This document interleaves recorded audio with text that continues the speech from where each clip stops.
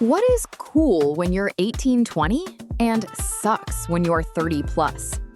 One of the few joys of growing up is finally stopping worrying about what others think is cool. After a certain age, there's no such thing as uncool.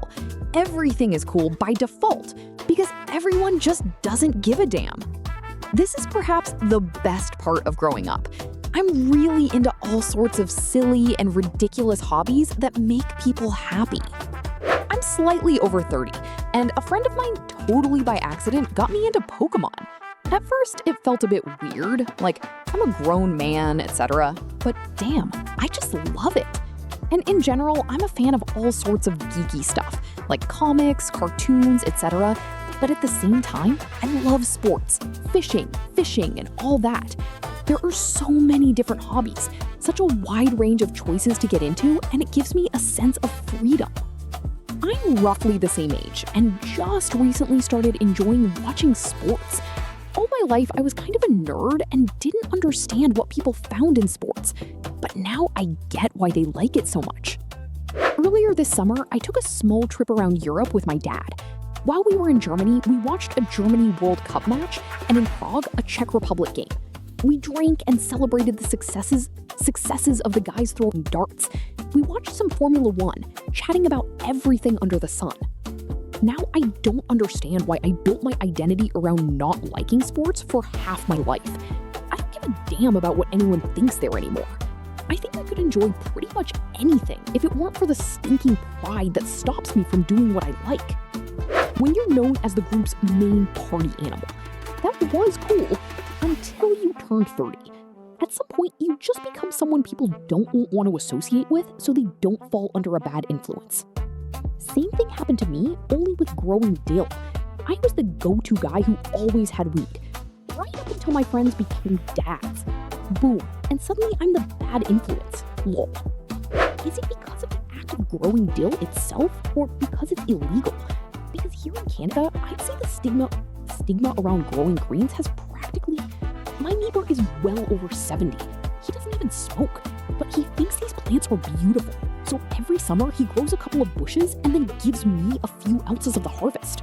Parties after 30 are hardly any different from parties after 20, except that everyone has a nice home now. Some of you are just boring, worrying about whether you're cool or not. If you're over 30, relax and just be yourself. If you're not causing harm to anyone, people shouldn't worry at all about what you're doing. In 100 years, no one alive today will be worried about what you drank, whether you vaped, dressed like a party student, and so on. Do what makes you happy, respecting the safety of other people and their consent. The most cringy thing you can do is to pretend to be someone you're not, just to impress strangers. Best comment in the whole thread. Well, as in worrying about whether you're cool or not, was never considered cool. So this isn't an answer to the question at all. It's hilarious to watch how these popular party kings are still trying to make the same impression and are desperately clinging to that image. I find it very calming because I'm not the one being weird. LOL, getting absolutely wasted. No one considers a 50-year-old guy who is completely drunk to be cool and fun. On top of that, waking up after a night of heavy drinking becomes much harder after 20 years. I'm over 40 now, and I generally don't drink anymore, largely because it's just not worth the suffering you have to go through the next day. The next day? Yeah, right. Dream on.